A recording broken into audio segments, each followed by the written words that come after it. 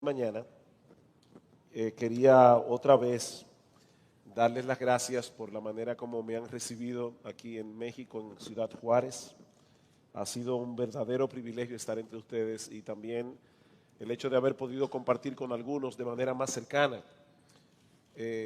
Realmente venir a una conferencia como esta y ver tantas personas obviamente no permite que uno pueda tener comunión y cercanía con todos, pero por lo menos hemos podido tener comunión con algunos y realmente han bendecido mi alma y quería darles las gracias otra vez. Bien, hermanos, les pido por favor que vayan conmigo a un pasaje muy conocido del Nuevo Testamento, Mateo capítulo 18. Mateo capítulo 18, versículo 15. Este es uno de los textos claves del Nuevo Testamento con respecto a la disciplina de la iglesia. Pero no se asusten, esta noche no vamos a hablar de la disciplina. Yo más bien quisiera llamar vuestra atención en esta noche a una enseñanza que este texto da por sentado. Si tu hermano peca contra ti, ve y repréndele estando tú y él solos. Si te oyere, has ganado a tu hermano. Esta exhortación da por sentado algo, da por sentado una relación filial entre los creyentes que no permite que seamos indiferentes cuando vemos a uno de los nuestros que no anda bien. Pero ahora noten, mas si no te oyere, toma aún contigo a uno o dos para que en boca de dos o tres testigos conste toda palabra. Si no los oyere a ellos, dilo a la iglesia. ¿A qué iglesia? Evidentemente no puede ser la iglesia universal. Cristo se está refiriendo a la iglesia local. Y aún hoy con el internet se pudiera decir esto a la iglesia local y no tendría sentido. Y si no oyere a la iglesia, aquí tenemos una iglesia que oye un reporte, una iglesia que puede hablar, entonces tenle por gentil y publicano. En otras palabras, la persona en cuestión debe ser removida de la membresía de la iglesia local como si fuera un inconverso. No estamos diciendo que lo sea. Puede ser que sea un creyente en muy mal estado espiritual, pero en lo que respecta a lo que la iglesia puede ver del testimonio público y externo de la persona, debe ser tratado como un gentil y publicano, es decir, como alguien que no pertenece al pueblo de Dios. Ahora, hermanos, obviamente el Señor está presuponiendo aquí que todos aquellos que profesen ser cristianos deben ser miembros de una iglesia local, porque nadie puede ser excluido si no ha sido primero incluido. Mis hermanos, la membresía de la iglesia local no es opcional para el cristiano. La iglesia es el cuerpo de Cristo. Tengo un pastor amigo que dice, si tú profesas ser cristiano y no perteneces a ninguna iglesia local, deberías estar en un banco de órganos. Porque todos los miembros del cuerpo están unidos a un cuerpo. Nunca hemos visto, ¿verdad?, una mano andando sola por ahí. Como vimos en el día de ayer, la iglesia ocupa un lugar central, un lugar importantísimo, vital en el plan redentor de Dios y debe ocupar un lugar central en la vida de todo cristiano. En ella el creyente es pastoreado, es cuidado, nutrido. Es en la iglesia donde ponemos nuestros dones en operación, donde podemos llevar a cumplimiento todos esos deberes que aparecen en el Nuevo Testamento de unos a otros, alentados unos a otros, exhortados unos a otros, servíos unos a otros, orad unos por otros. Nadie podrá desarrollar y mantener una vida espiritual estable, saludable y balanceada a menos que sea parte activa de una iglesia local. Sin embargo, a pesar de lo importante que es la iglesia para el creyente y para el testimonio de la verdad en el mundo, mis hermanos, seamos francos. La iglesia de este lado de la eternidad está muy lejos de ser una comunidad perfecta. Y eso lo evidencia el mismo texto de Mateo 18. Si tu hermano peca contra ti, Cristo está presuponiendo que es muy probable que en la iglesia alguien peque contra ti. Eso va a pasar. Los miembros que componen la iglesia no son perfectos, cada uno de ellos se encuentra en un proceso de madurez y crecimiento que no siempre será indoloro. Nosotros vivimos en un edificio de apartamentos de varias plantas, no sé cómo se dice aquí, de varios pisos. Estamos en un séptimo piso, en una séptima planta. Y resulta que las personas que han comprado ya en 2 ocasiones diferentes el apartamento que está encima del nuestro, precisamente encima del nuestro, lo han remodelado 2 veces. Remodelaciones de meses. Eso es incómodo. Mire, tener una gente encima del techo de uno, boom, boom, boom, el día entero, eso es incómodo. Cuando el apartamento al lado tuyo, arriba de ti, abajo de ti, lo están remodelando, hay un momento que uno quiere de verdad coger un avión y irse. Bueno, déjame decirte algo, al hermano tuyo que está al lado de ti lo están remodelando. Y eso tiene sus inconvenientes. Eso tiene sus inconvenientes. Estamos en remodelación.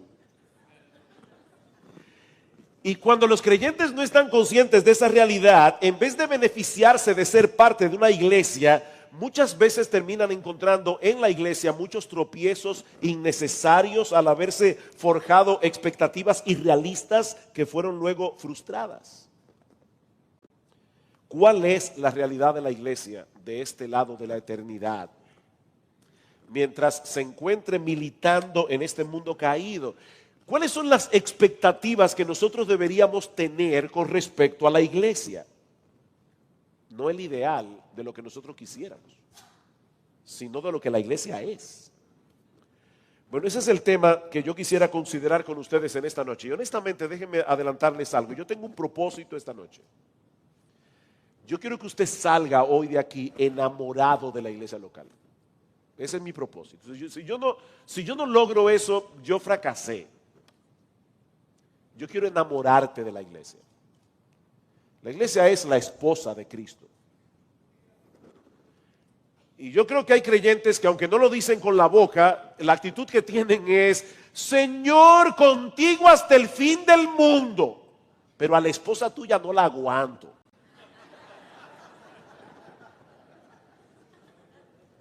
Pero yo quiero que tú salgas esta noche de aquí con una idea diferente. La iglesia es algo glorioso, con todas sus imperfecciones, con todas sus debilidades, comenzando por los mismos pastores. Amén. Yo no sé, tal vez Carlos es perfecto, pero por lo menos de esta parte para acá. Bueno, perfecto no es, he equivocado como 10 veces con el nombre mío.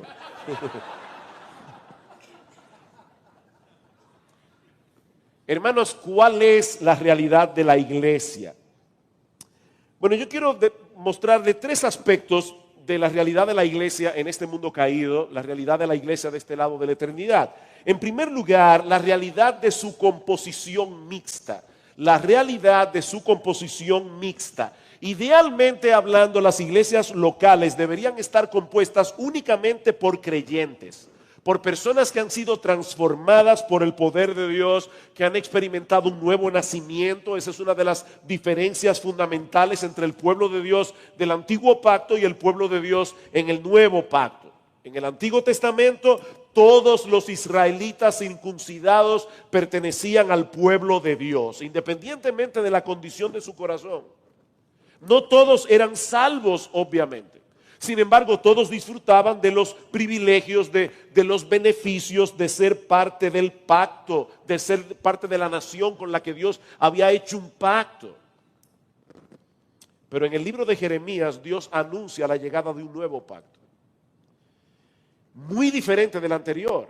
Dice Jeremías: he aquí que vienen días, dice Jehová, en los cuales haré nuevo pacto con la casa de Israel y con la casa de Judá. Y Dios dice claramente, este nuevo pacto va a ser diferente del anterior, porque en este pacto que Dios va a hacer, en el que estamos ahora nosotros envueltos, dice: yo daré mi ley en su mente, la escribiré en su corazón. Todas las personas que pertenecen al nuevo pacto han sido regeneradas, tienen la ley escrita en el corazón, de manera que ya no dirá, no enseñará más ninguno a su prójimo ni ninguno a su hermano diciendo: conoce a Jehová, porque todos me conocerán, desde el más pequeño de ellos hasta el más grande, dice el Señor, porque perdonaré la maldad de ellos y no me acordaré más de su pecado. Todos los que realmente componen la comunidad de Dios en el nuevo pacto son personas perdonadas, son personas regeneradas, son personas que conocen al Señor. Así que idealmente hablando, todos los miembros de la iglesia que son miembros del nuevo pacto deberían ser cristianos. En 1 Corintios, Pablo le escribe diciendo: Pablo, llamado a ser apóstol por la voluntad de Dios, y el hermano Sóstenes, a la iglesia de Dios que está en Corinto, a los santificados en Cristo Jesús, llamados a ser santos con todos los que en cualquier lugar invocan el nombre de nuestro Señor Jesucristo. Así es como Pablo describe la iglesia de Corinto. Es obvio que Pablo tenía en mente a un grupo de creyentes. Es por eso, hermanos, que en nuestra iglesia, cuando alguien quiere ser miembro, los pastores los entrevistamos y tratamos de verificar que ciertamente hay evidencia en la persona de que entendió el evangelio, de que hay frutos de conversión, frutos de salvación en su vida. Y luego que los pastores ya entrevistamos a la persona, lo traemos delante de toda la iglesia, porque es la iglesia la que recibe a los miembros, y les damos una oportunidad a los hermanos, por lo menos de un mes, para saber si alguien en la iglesia tiene alguna objeción con respecto a que esta persona sea bautizada y recibida como miembro de la iglesia. Nosotros no queremos que sean creyentes maduros los que entran a la iglesia, pero que sean creyentes. Obviamente no pueden ser creyentes maduros porque se acaban de convertir. El Señor dice claramente: id y haced discípulos a todas las naciones, bautizándolos y enseñándoles. No es al revés, bautizándolos y enseñándoles, pero sí que manifiesten los frutos de un verdadero arrepentimiento y de fe en el Señor. Sin embargo, hermanos, por más cuidadosos que seamos los pastores, ninguna iglesia del mundo puede garantizar que un inconverso no va a entrar en la membresía. Eso es imposible. Nuestro juicio es falible. Nuestro conocimiento es limitado. Nosotros podemos evaluar los frutos externos de una persona, pero no podemos ver el corazón. Es por eso que en el proceso de la disciplina eclesiástica, Cristo mismo establece la posibilidad de excluir de la membresía a algunos que habían sido previamente incluidos. Y Cristo mismo dice: ténganlos por gentil y publicano. Aún durante la época apostólica, inconversos se colaron en la vida de la iglesia. Simón el mago fue bautizado por el apóstol Pedro. Y algunos inconversos llegaron al liderazgo. Hermanos, yo le doy gracias al Señor de que el apóstol Pablo fue inspirado por el Espíritu Santo a escribir en una de sus cartas: os saluda Demas, mi colaborador. Y en otra carta tuvo que escribir: Demas me ha desamparado amando este mundo. Y uno se pregunta: Pablo, un hombre con tanto discernimiento, ¿no pudo darse cuenta que Demas era un falso? Cuando se reunían Timoteo, Tito, Epafrodito, Pablo y Demas a orar, ¿no era evidente que las oraciones de Demas eran huecas? No. A Pablo se le pasó. Y lo que es todavía más extraño, Pablo recibía revelaciones directas del Señor. ¿Por qué Dios, el Señor Jesucristo, no le dijo a Pablo: Pablo, cuídate de Demas, es un falso? Cristo dejó que Demas llegara al equipo pastoral de Pablo. Y el Espíritu Santo quiso que eso quedara registrado en el Nuevo Testamento, para que la iglesia del Señor a lo largo de todos los siglos supiera que eso es posible. Es por eso que las cartas del Nuevo Testamento no asumen que todos los que pertenecen a la iglesia son creyentes. ¿Recuerdan lo que citamos, 1 de Juan capítulo 2, versículo 19? Salieron de nosotros porque no eran de nosotros, porque si hubieran sido de nosotros, habrían permanecido con nosotros, pero salieron para que se manifestara que no todos son de nosotros. Queridos hermanos, esa es una realidad que afecta la vida de la iglesia de este lado del cielo. Hay inconversos en la iglesia que son miembros, en la mayoría de las iglesias. Por más clara que sea la predicación de la palabra, por más cuidadosos que sean los pastores al examinar la profesión de fe, ninguna iglesia bajo el cielo puede garantizar 100% que todos los que pasen a ser miembros serán creyentes. Pero en segundo lugar, tenemos que considerar de la iglesia la realidad de su lucha, la realidad de su composición mixta, pero también la realidad de su lucha. No todos los pecados que afectan a la iglesia son cometidos por inconversos dentro de la iglesia. Así como debemos tomar en cuenta que hay inconversos a veces en la iglesia, también debemos tomar en cuenta que los creyentes en Cristo, regenerados, santificados y todo lo que usted quiera, están en una lucha, están en una guerra espiritual. Eso es lo que dice Pablo en Efesios capítulo 6 versículos 10 al 13. Pablo dice: por lo demás, hermanos, fortaleceos en el Señor y en el poder de su fuerza, vestíos de toda la armadura de Dios, para que podáis estar firmes contra las acechanzas del diablo, porque no tenemos lucha contra sangre y carne, sino contra principados, contra potestades, contra los gobernadores de las tinieblas de este siglo, contra huestes espirituales de maldad en las regiones celestes. Estamos en un campo de batalla. Estamos enfrentando un enemigo muy poderoso. La buena noticia es que los recursos que el Señor nos ha dado también son muy poderosos. Fortaleceos en el Señor y en el poder de su fuerza, y vestíos de toda la armadura de Dios.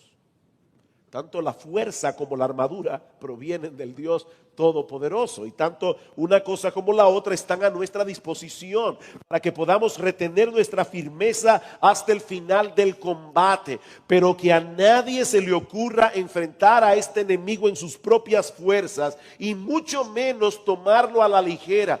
Queridos hermanos, amados hermanos, Satanás no está jugando a la guerra.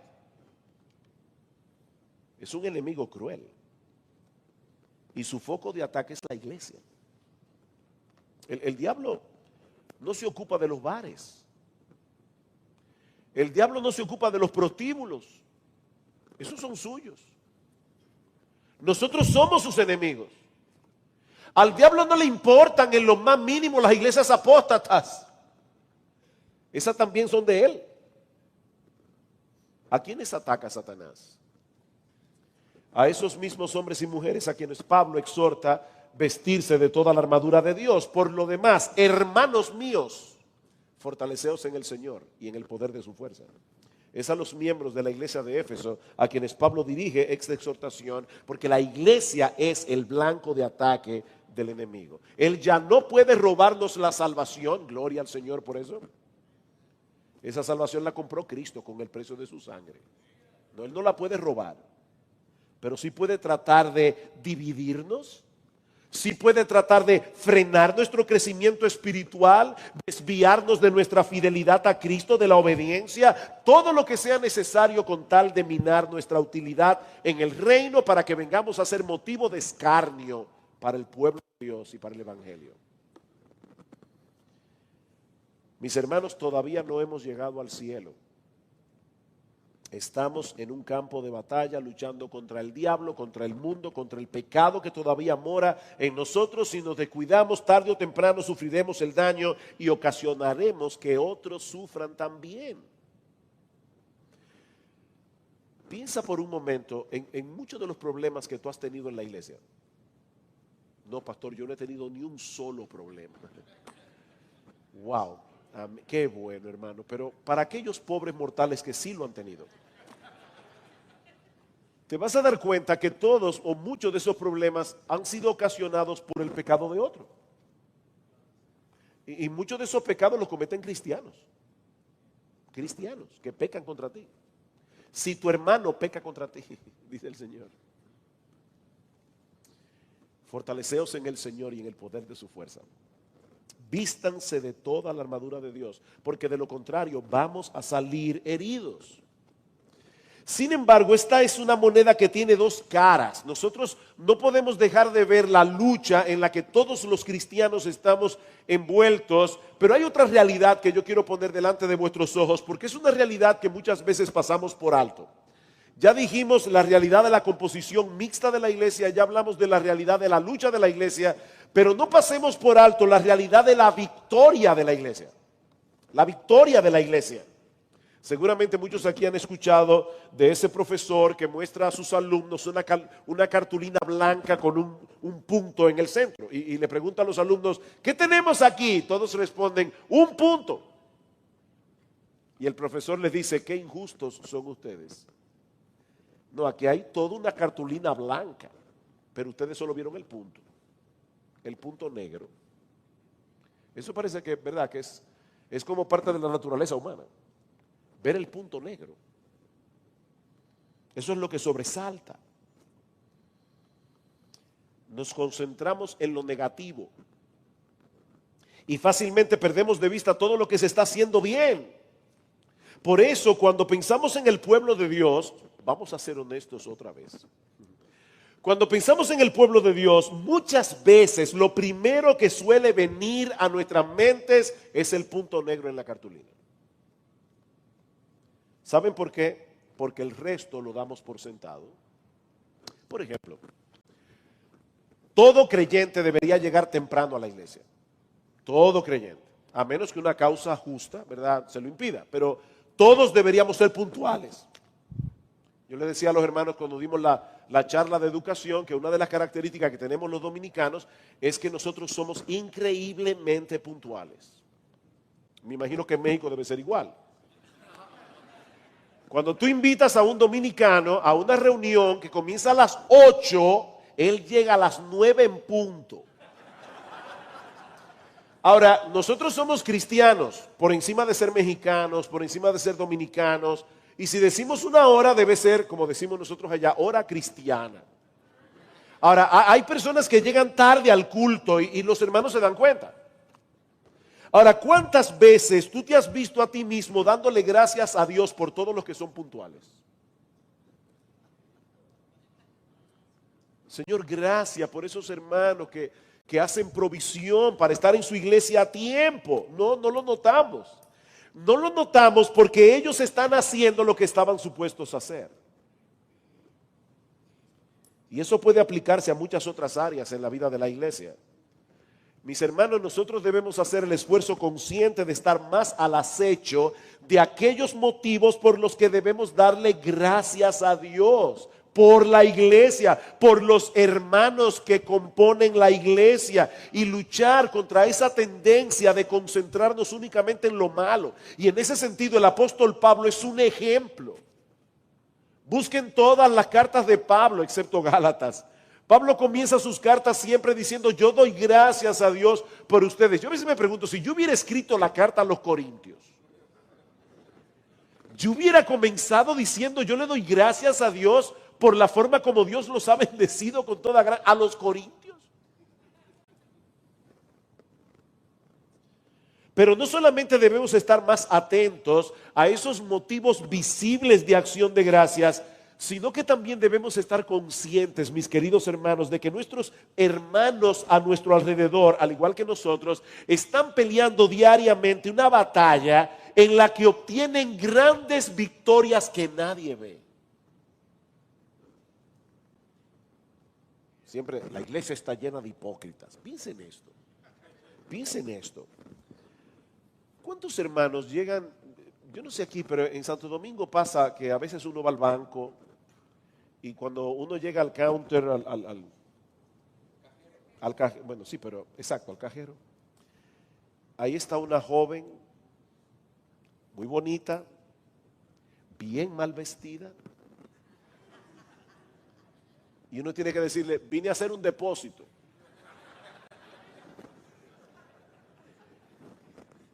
Eso nadie lo vio. El hermano que quitó la vista para no ver lo que no debía ver, nadie lo vio. Eso fue algo que sucedió entre él y Dios. El hermano que estaba viendo televisión y salió de repente una escena que él no debía ver, inmediatamente cambió el canal. El hermano que cerró sus labios para no descargar su ira contra ese conductor imprudente que se metió en vía contraria y casi te arrolla. Y el hermano estaba a punto ya y dijo, no, yo soy cristiano.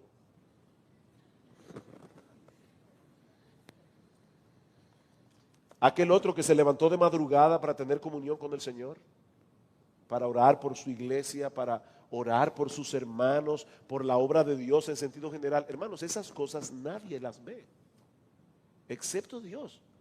Yo quiero que ustedes piensen en todas las victorias que los hermanos de tu iglesia tienen cada día que tú ni te enteras.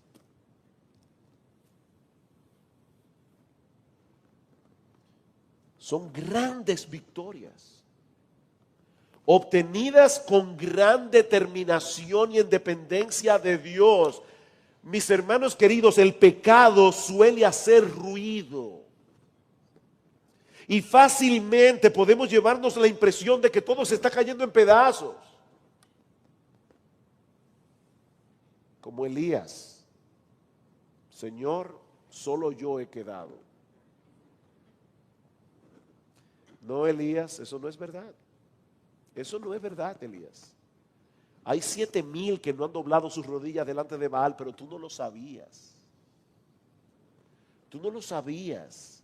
La realidad de la obra que Dios está haciendo en medio nuestro, mi querido hermano, mi querida hermana, es mucho más amplia de lo que nuestros ojos ven. Sí, estamos en una lucha. Lamentablemente algunos han sido heridos y seguramente no serán los únicos. Pero mira a tu alrededor, mi hermano. Mira a tu alrededor. Porque hay muchos aquí en esta iglesia en Juárez, que tienen años corriendo la carrera. ¿Cuántos años tiene esta iglesia? 35. Como 35 años. Hay personas aquí que seguramente tienen 30 años, 20 años, 15 años, 10 años. Corriendo la carrera con mucha dificultad, a veces a campo traviesa. Y siguen corriendo, con los ojos puestos en Jesús, el autor y consumador de nuestra fe. ¿Sabes qué es eso, mi amado hermano? Una muestra tangible del cuidado y la protección de Dios sobre su iglesia. Una muestra tangible del cuidado de Dios sobre sus hijos. Y a la luz de esa realidad, ahora nos preguntamos, entonces, ¿cuál debería ser nuestra expectativa de la iglesia en este mundo caído? Tomando en cuenta la realidad de su composición mixta, tomando en cuenta la realidad de su lucha, tomando en cuenta la realidad de su victoria, ¿cuál es la expectativa? ¿Qué debemos esperar de la iglesia? Bueno, en primer lugar, hermanos, estas cosas nos enseñan que no debemos tener una expectativa romántica con respecto a la iglesia. Algunos llegan a la iglesia pensando que encontraron la sociedad perfecta. Por fin, aquí todos se aman. Aquí nadie juzga al hermano. Aquí no hay chismosos. Todos están deseosos de servir a los demás. Aquí no hay egoísmo, aquí no hay orgullo.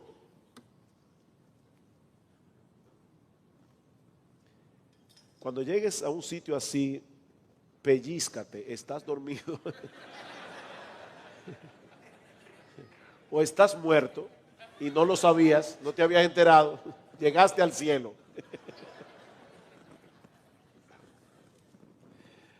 Hermanos, eso no es real, como lo muestran claramente las cartas del Nuevo Testamento.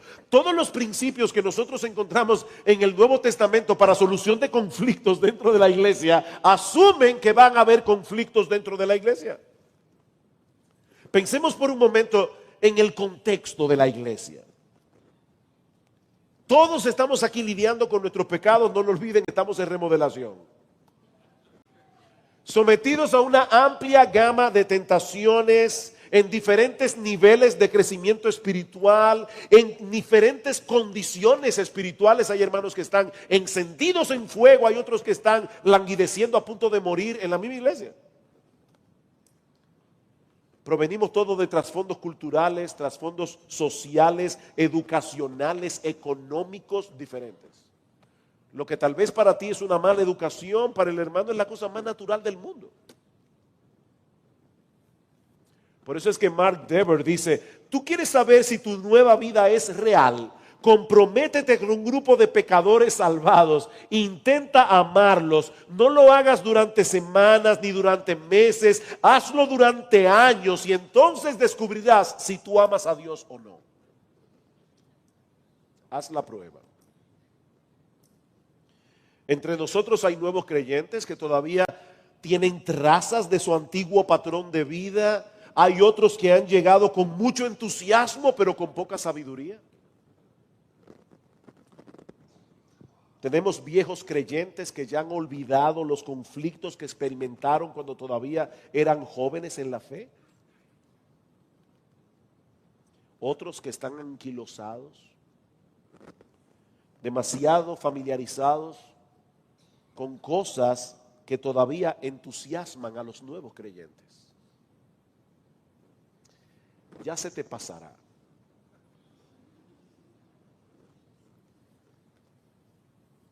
Tengo contra ti, le dice el Señor a la iglesia de Éfeso, que has perdido tu primer amor.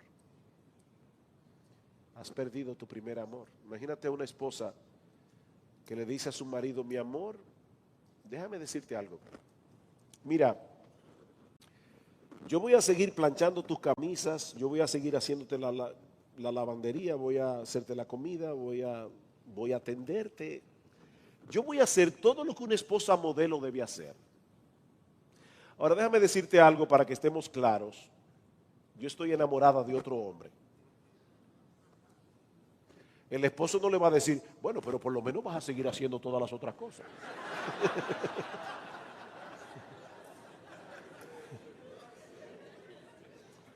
Eso es lo que estaba pasando en Éfeso. Ellos estaban haciendo las mismas cosas, pero no con el mismo corazón. Esa es la iglesia en el mundo real. Ahora, por esa razón no deberíamos asumir una postura cínica con respecto a la iglesia. Una postura pesimista con respecto a la iglesia. Esos mismos que llegan a la iglesia con una visión romántica son los que generalmente se van despavoridos cuando ven la realidad. No es como pensaron al principio. Y luego escuchamos a ese tipo de personas hablar de la iglesia con mucha amargura y resentimiento. En los años que yo tengo siendo pastor y aún cuando tengo que viajar a otros lugares, las cosas que yo oigo de la gente hablando de la iglesia, es horrible. Es horrible, personas que están quemadas. La iglesia está llena de hipócritas. Por eso yo he decidido no pertenecer a ninguna iglesia local. Yo no sigo a hombres. Yo sigo a Cristo. Es que si tú sigues a Cristo, debes hacer lo que Él dice. Y Él dice que tú debes pertenecer a una iglesia. Queridos hermanos, la iglesia continúa siendo la sociedad de los redimidos, el cuerpo de Cristo, la comunidad sobre la cual Dios tiene sus ojos, el instrumento por medio del cual Dios proclama, sostiene, mantiene la verdad en el mundo. Timoteo, esto te escribo, aunque tengo la esperanza de ir pronto a verte, para que si tardo sepas cómo debes conducirte en la casa de Dios, que es la iglesia del Dios viviente, columna y baluarte de la verdad. Eso es la iglesia. Esa iglesia imperfecta. Es el lugar donde Cristo manifiesta su gloriosa presencia. Cuando 2 o 3 se congregan en su nombre, wow, Cristo viene y se hace presente en su iglesia. Eso no sale por internet. Eso no sale en la grabación. Hay que estar aquí. Cuando Cristo se pasea en medio de los 7 candeleros de oro, hay que estar aquí. Eso no se experimenta en ningún otro lugar. Estar en la iglesia en el día del Señor, con el pueblo del Señor, escuchando la palabra del Señor. No hay nada que sea más valioso que eso. Eso es glorioso, hermanos, eso es glorioso.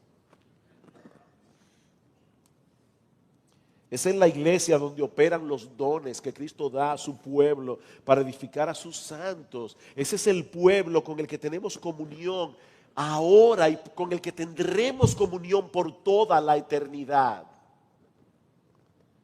Sí debemos tener una expectativa realista de la iglesia de este lado de la eternidad, pero no una perspectiva pesimista de la iglesia. A lo largo de los siglos, la iglesia de Cristo ha tenido que pelear muchas batallas. Muchos han celebrado anticipadamente la desaparición de la iglesia.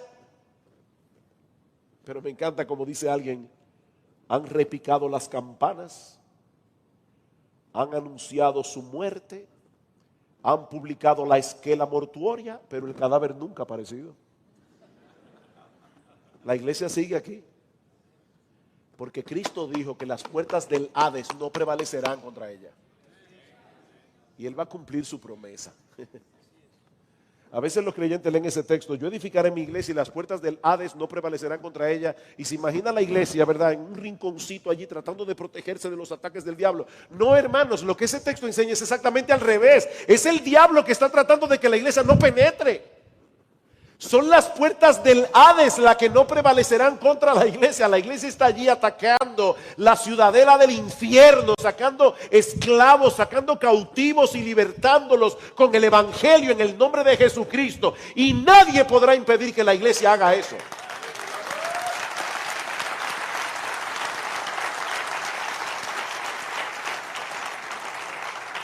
Es en ese contexto, hermanos, que nuestro Dios y Padre está obrando en nuestros corazones para conformarnos cada vez más a la imagen de nuestro Señor Jesucristo. ¿Alguna vez te has puesto a pensar que esos problemas que te desaniman de la iglesia son los que Dios está usando para transformarte? Ese es el cincel. Examinen cada aspecto del fruto del Espíritu que aparece en Gálatas 5:22. Y ustedes se van a dar cuenta que todos crecen únicamente en medio del problema. El fruto del Espíritu es amor. Ajá, ¿amor a quién? Amor al que te cae bien, amor al que te sirve, amor al que es incondicional contigo. No, eso no es un fruto del Espíritu, porque hasta los impíos aman a la gente que los aman. El fruto del Espíritu es amar al que no es amable. El fruto del Espíritu es amor, gozo. No cuando tienes un buen sueldo, una buena salud, un buen coche. Es gozo en medio de la dificultad. Ese es el fruto del Espíritu. Hay un dato curioso en el Antiguo Testamento. El dato curioso es que cuando Dios ordenó que construyeran el templo de Salomón, dio una directriz de verdad curiosa. Él decía: yo quiero que corten la piedra en la cantera exactamente como va a encajar dentro de la construcción del templo, porque yo no quiero que durante la construcción del templo haya ruido. Así que cortaban la piedra en la cantera, la traían al templo y colocaban la piedra en silencio, sin ruido, construyendo el templo de Salomón. Y un teólogo puritano decía: eso es exactamente lo que está pasando con la iglesia. Nosotros somos piedras vivas. El problema es que aquí estamos en la cantera. El ruido está aquí. Pero cuando lleguemos allá, vamos a ver un templo que se va a hacer en silencio y sin ruido. Pero aquí hay ruido. Problemas vendrán, Algunos quedarán postrados en el camino sirviendo de escarnio al evangelio y al pueblo del Señor, pero aún así Cristo seguirá edificando a su iglesia porque Él se comprometió a presentársela a sí mismo como una iglesia gloriosa, que no tuviese mancha ni arruga ni cosa semejante, una iglesia que será santa y pura. Y Cristo verá eso. Cristo seguirá usando hombres y mujeres débiles para hacer su obra. Y mis hermanos, todos nosotros tenemos el privilegio de ser parte de esa empresa para la gloria de Dios y la expansión de su reino. Yo quiero ahora llevarnos al futuro. Yo quiero ahora ayudarte a contemplar la iglesia, no como la iglesia es, sino como la iglesia será. Vayan conmigo a Apocalipsis, capítulo 19. Apocalipsis, capítulo 19. Y por favor, hermano, activa tu imaginación. Apocalipsis es un libro apocalíptico, literatura apocalíptica. La literatura apocalíptica se vale de muchas figuras para impactar nuestra imaginación. ¿Qué te impacta más? Que salga un titular mañana en el periódico que diga, bueno, voy a decir por lo menos República Dominicana, porque tal vez México es diferente. Un titular que diga, la corrupción ha llegado a todos los niveles del gobierno. O un titular que diga, el pulpo de la corrupción arropó al palacio. ¿Cuál titular te impacta más? El pulpo de la corrupción. Bueno, eso es lo que hace Apocalipsis. Apocalipsis nos habla en figuras que despiertan nuestra imaginación. Dice en Apocalipsis capítulo 19, versículo 6, y oí como la voz de una gran multitud, como el estruendo de muchas aguas y como la voz de grandes truenos que decía, aleluya, porque el Señor nuestro Dios Todopoderoso reina. Gocémonos y alegrémonos y démosle gloria, porque han llegado las bodas del Cordero y su esposa se ha preparado. ¿No puedes tú amar a esa esposa ahora? Porque si no puedes amarla ahora, tal vez tú no vas a estar ahí. Apocalipsis 21. Vi un nuevo cielo y una nueva tierra, porque el primer cielo y la primera tierra pasaron y el mar ya no existía más. Y yo, Juan, vi la santa ciudad, la nueva Jerusalén, descender del cielo de Dios, dispuesta como una esposa, ataviada para su marido. ¿De qué está hablando Juan aquí? De la iglesia. Por favor, hermano, no es que vamos a vivir en una ciudad cúbica. No. Juan está describiendo la iglesia. Noten el versículo 9. Vino entonces a mí uno de los 7 ángeles que tenían las 7 copas llenas de las 7 plagas postreras y habló conmigo diciendo, ven acá, yo te mostraré la desposada, la esposa del Cordero. ¿Quién es la esposa del Cordero? La esposa del Cordero es la iglesia.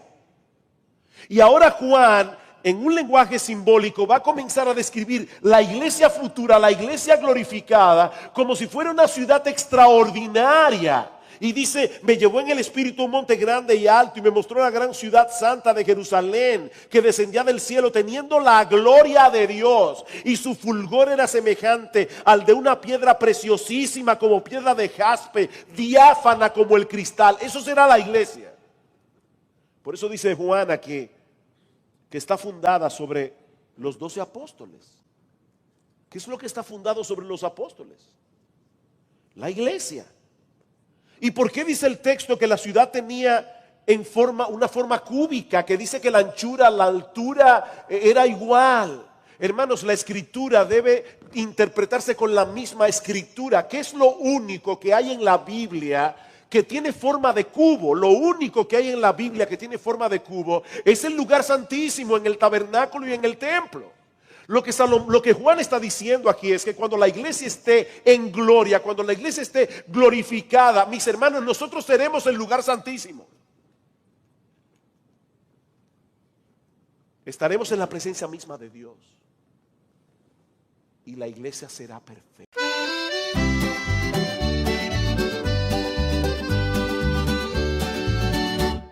Lasciatemi scegli mele tu, un sole che scuria trairà. Mi dissi vieni con me stasera, una sera che pari a magia, una cantina che durava musto, lo cuore mio, gli incidetti tutto.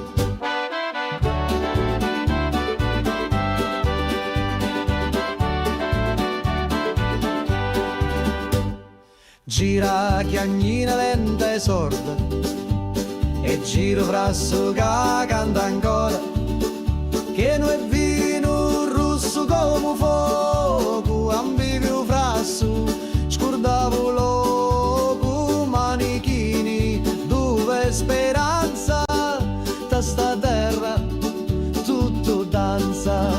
Prega Maria che faccio milico, mi persi su dai panni rossi, c'era una croce fatta d'olivi, mi dai sopra senza scusa. Prega Maria, non sa ciucciù, se era morio era tabù. Ammuzzo tutto frasso, scioglieva cori come passo.